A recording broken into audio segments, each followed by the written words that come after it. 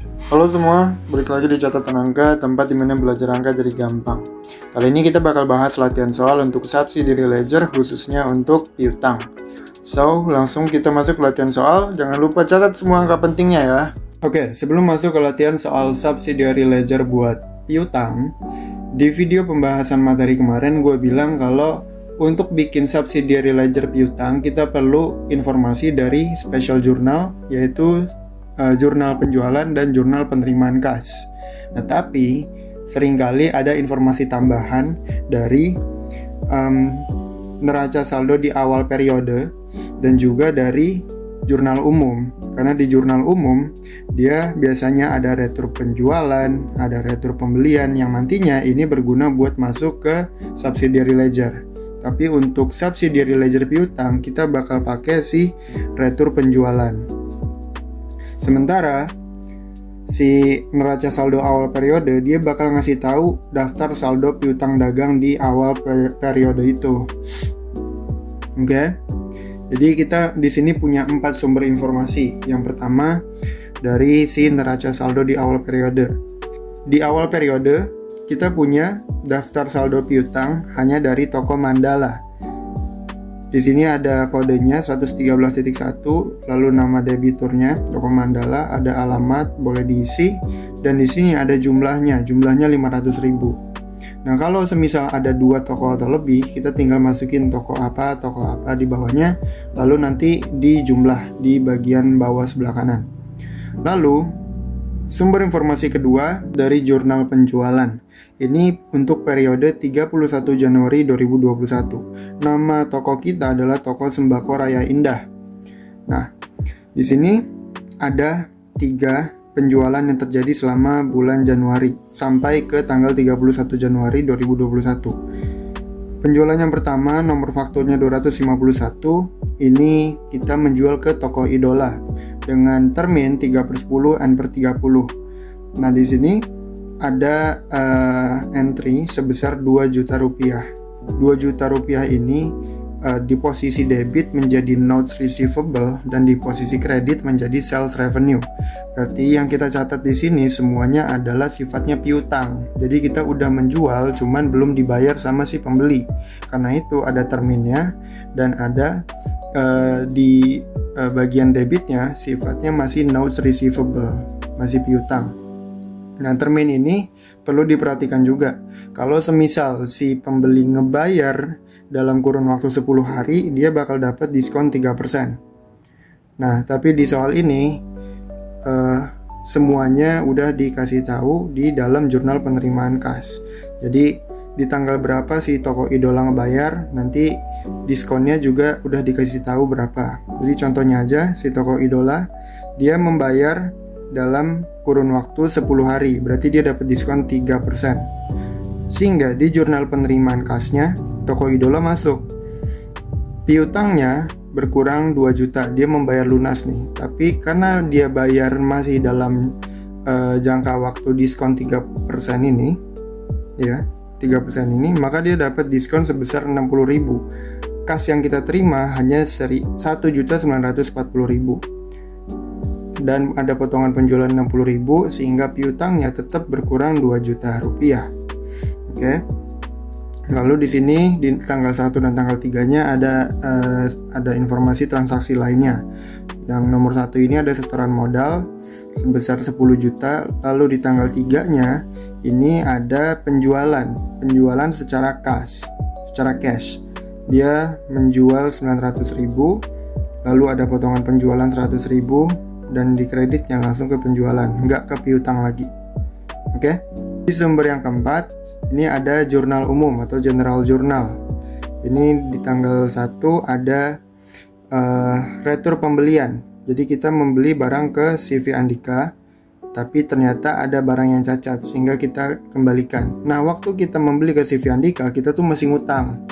Nah, ternyata ada barang yang cacat, jadi barangnya kita kembalikan. Nah, utang kita ada yang berkurang sekian persen, atau misalnya dari 1 juta nilai yang kita beli, kita ngebalikin 100.000 rupiah.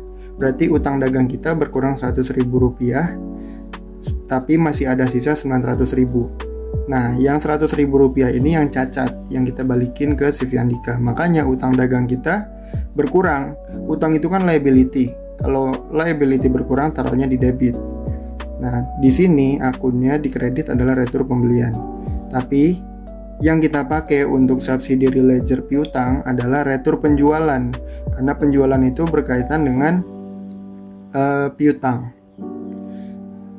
Di sini kita udah ngejual barang ke pelanggan, tapi ternyata barang yang kita jual ke mereka ada yang cacat. Misalnya, kan alasan mereka buat ngembalin barang ke kita tuh ada banyak sebenarnya, tapi let's say barangnya ada yang cacat sehingga dikembalikan ke kita, masuk lagi ke akun kita, masuk lagi ke gudang kita, namanya menjadi retur penjualan, nilainya 200.000 rupiah.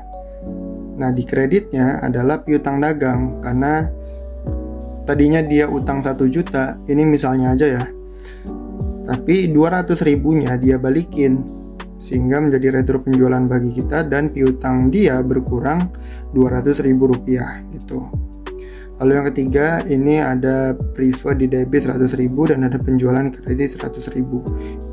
Sehingga untuk jurnal umum ini ditotalin debit dan kreditnya 600.000. Langsung kita masuk ke subsidiary ledger untuk piutangnya. Kita bikin di bagian atas toko Sembako Raya Indah, nama toko kita, di bagian bawahnya baru buku besar pembantu piutang. Kita buat secara berurutan. Tadi yang pertama Tadi informasi yang pertama dari daftar saldo piutang dagang kan. Yang ini, daftar saldo piutang dagang, datanya cuma ada satu, yaitu dari toko Mandala, sebesar 500.000 rupiah. Mereka punya utang ke kita 500.000 rupiah. Langsung masukin ke sini, toko Mandala, nama tokonya, di sini ada nomor akunnya 113.1. Nah, di tanggal 1 Januari 2021, keterangannya kita isi dengan saldo. Refnya ini NS, yaitu neraca saldo, karena ini adalah neraca saldo di awal periode. Nah, dia kan ngutang ke kita, berarti receivable kan. Receivable itu sifatnya aset, berarti kalau bertambah taruhnya di debit, taruhlah 500.000, sehingga balance-nya per tanggal 1 adalah 500.000. Nah, kita lihat lagi, toko Mandala ada transaksi lagi nggak? Toko Mandala di jurnal penjualan nggak ada ya. Toko Mandala di jurnal penerimaan kas juga nggak ada. Nah, baru nih di jurnal umum dia muncul lagi di tanggal 2 Januari 2021 ada retur penjualan. Jadi dia mengembalikan barang kita yang udah kita jual ke mereka, mereka ngembaliin ke kita. Berarti piutang dia berkurang sebesar 200.000. Ya udah, tinggal masukin. Ini di tanggal 2 ya. Tanggal 2 Januari kita masukin ada retur penjualan, keterangannya kita isi dengan retur penjualan, referensinya dari JU, yaitu jurnal umum. Dia sifatnya mengurangi piutang kan, sehingga piutang berkurang di kredit sebesar 200.000. Tadinya balance-nya 500.000, kemudian berkurang 200.000, berarti sisanya adalah 300.000. Oke, toko Mandala selesai. Sekarang toko Idola. Toko Idola kita lihat dia ada transaksi apa aja.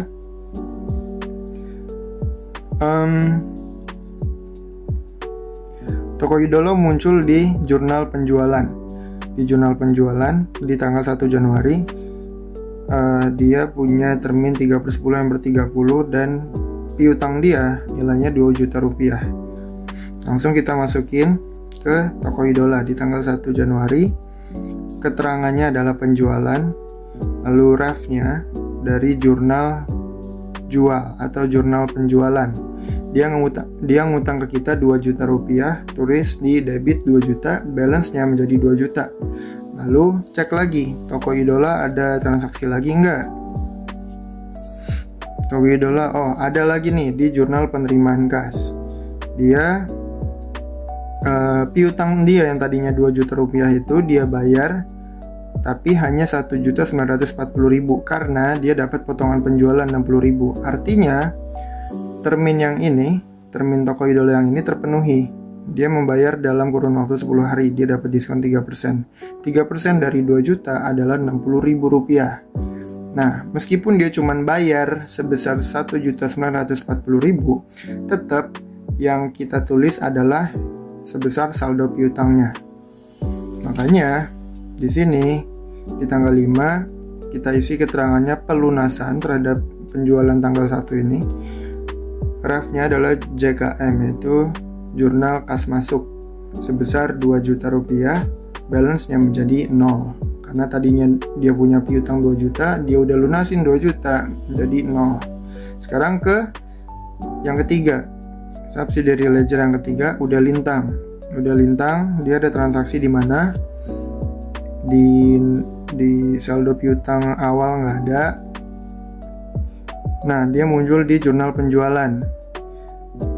Di tanggal 2 Januari nomor faktur 252 udah lintang, terminnya sama 3/10 M/30.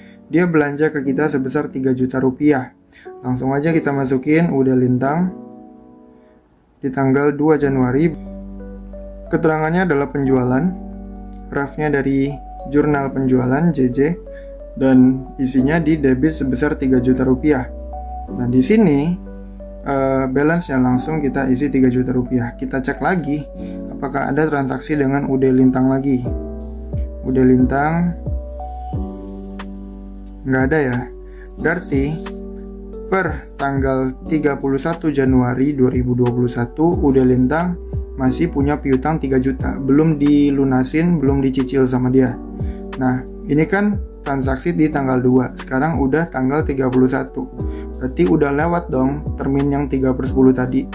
Berarti dia, waktu nanti dia bayar, kapanpun itu, dia udah nggak bakal dapat diskon 3%, karena udah lewat dari masa berlaku diskon yang 3% itu, karena hanya 10 hari. Oke, sekarang yang terakhir ke toko Sahara. Toko Sahara di tanggal 3 Januari. Toko Sahara ini ya, di jurnal penjualan. Tanggal 3 Januari nomor faktur 253, Toko Sahara, terminnya adalah 2/10 N/30. Dia belanja ke kita sebesar 4 juta rupiah.